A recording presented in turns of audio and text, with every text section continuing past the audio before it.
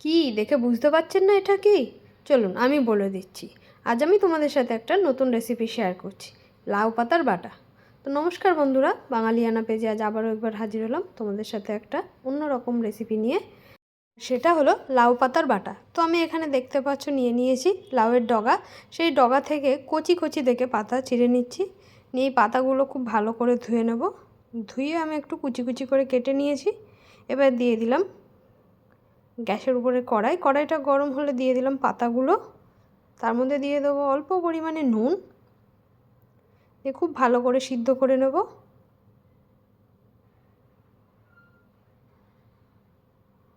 দেখো ঠিক এরকম পর্যায়ে আসলে আমি দিয়ে দিলাম কয়েক কোয়া রসুন আর কয়েকটা কাঁচা লঙ্কা। দিয়ে ভালো করে জলটা যত সময় না শুকাবে তত সময় আমাদেরকে জ্বালাতে হবে।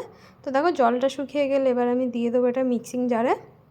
তো মিক্সারের মধ্যে আমি এটা দিয়ে দিয়েছি। এবার সামান্য পরিমাণ জল দিয়ে ভালো করে এটাকে একটা পেস্ট বানিয়ে নেব। খুব ভালো করে আমি এখানে একটা পেস্ট বানিয়ে নিয়েছি। এবার আমি দিয়ে দিলাম গ্যাসের উপরে কড়াই বসিয়ে, কড়াইটা গরম হলে তার মধ্যে দিয়ে দিলাম সরিষার তেল। সরিষার তেলটা গরম হলে দিয়ে দিলাম কালো জিরে ফোড়ন। এবার দিয়ে দেবো যে পাতাটা আমি বেটে রেখেছিলাম সেই পাতাটা।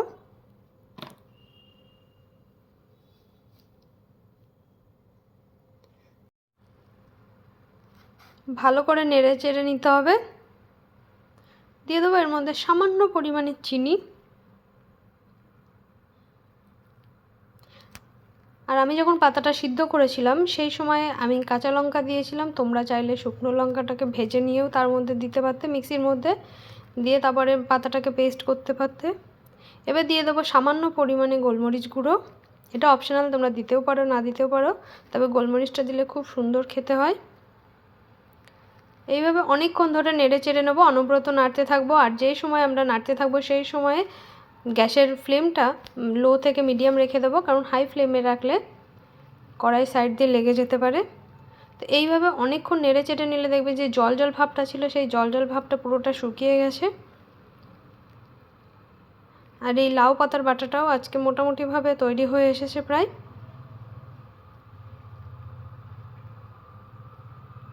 তোমরা দেখলেই বুঝতে পারবে ঠিক কতটা শুকিয়ে এসেছে পাতাটা।